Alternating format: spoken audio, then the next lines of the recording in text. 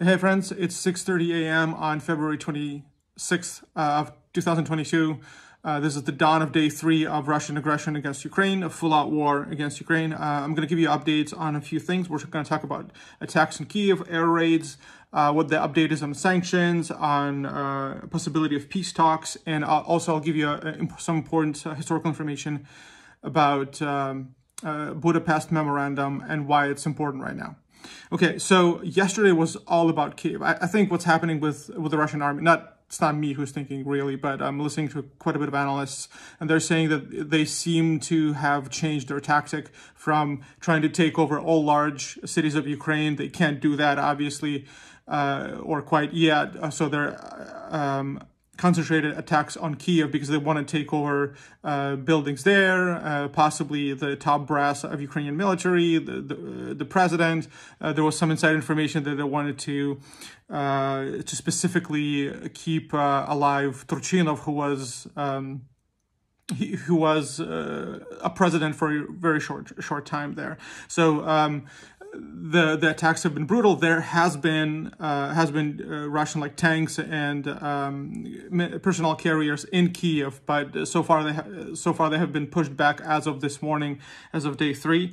A lot of people are sleeping in subways for second day straight. My wife's cousin, she's only 23. She spent 2 nights in the subway station.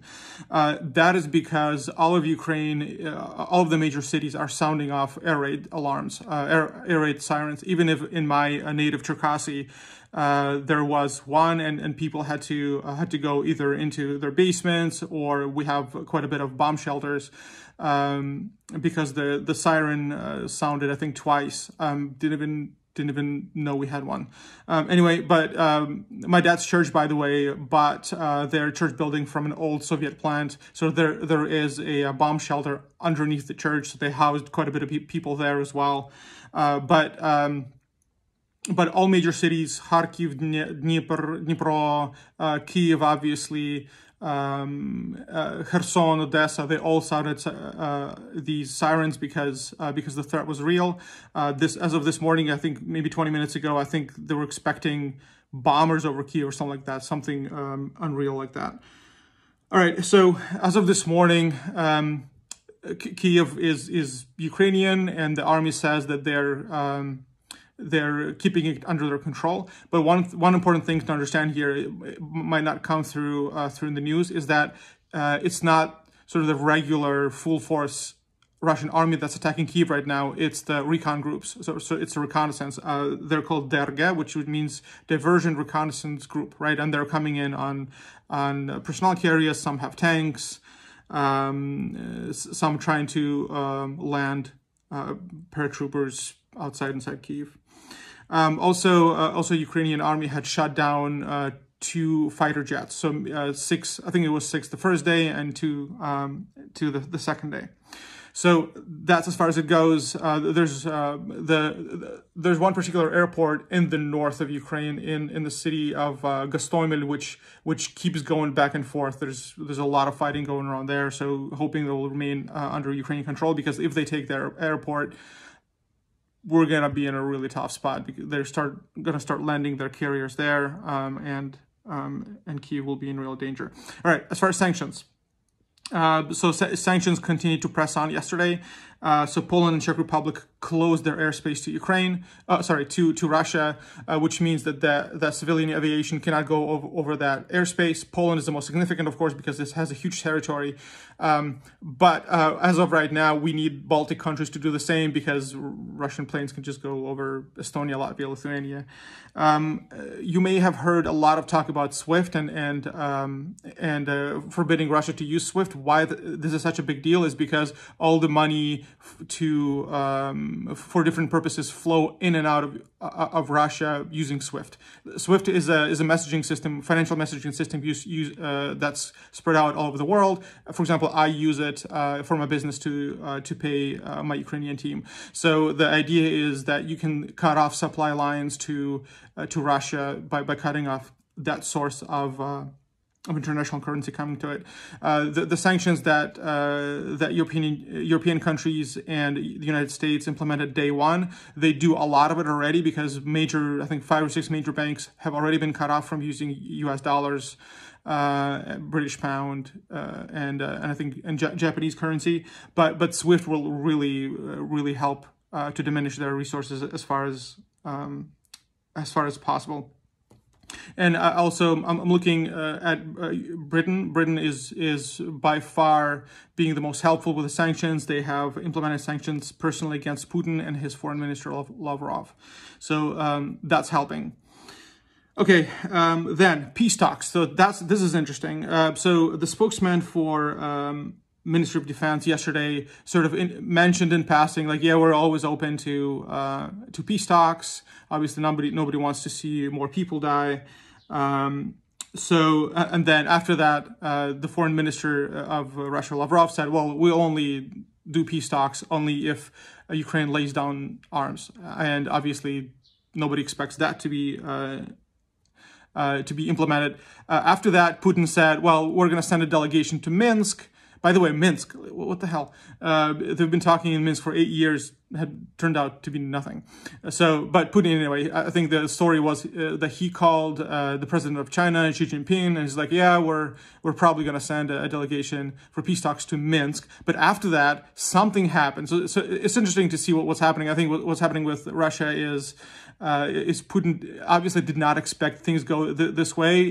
His resources are being spent a lot faster than he expected. Kyiv is still Ukrainian, so they're trying to scramble something together. So the last thing he said after that message that he was going to send somebody to Minsk for peace talks, he called for Ukrainian generals to stage a military coup against Ukrainian government. And he's like, yeah, well, if you do that, if you overturn this government, we're going to have peace talks. So this man is, he has lost touch with reality.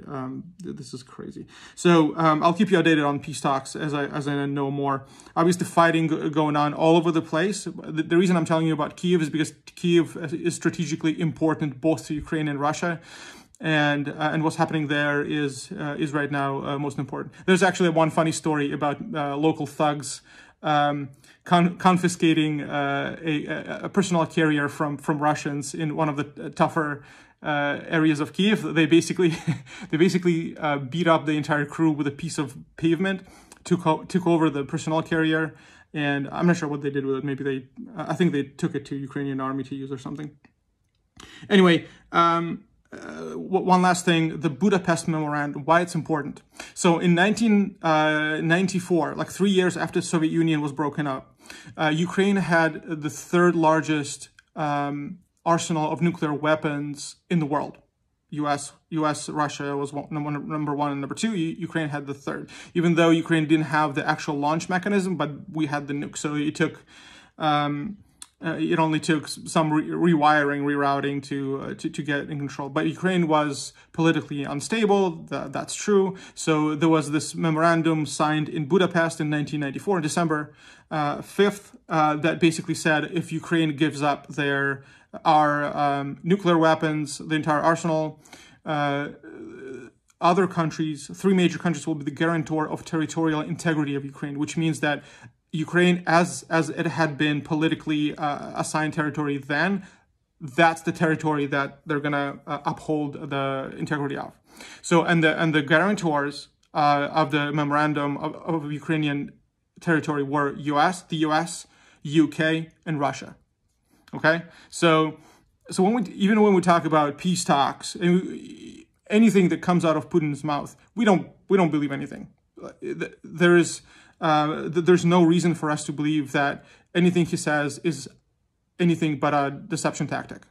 So anyway, so 3 countries signed the treaty, but the problem was the memorandum. It's a relatively short document. It didn't have any mechanisms of keeping the territorial integrity of Ukraine. So there was no stipulations to what would happen if any outside force tries to invade Ukraine, like it's happening now. And Russia is one of the guarantors.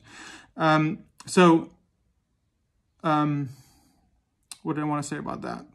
Yeah, so that's important right now because there's obligations from the U.S. side, from the U.K. to intervene right now, and that's why a lot of people are calling on the Budapest Memorandum. Putin himself rationalizes his invasion in regards to the memorandum, saying that, well, you know, in 2013, 2014, you have actually staged a coup, you have expelled your legitimate president Yanukovych, who was a tyrant. You remember that revolution, right? And now the government that you have now is illegitimate. That's why I feel free to invade.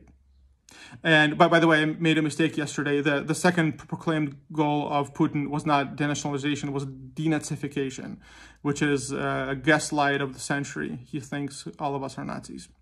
All right, so that's my update for today. I'll keep you updated in about 24 hours. Obviously, we do nothing but eat and look at the news and do everything we can to support.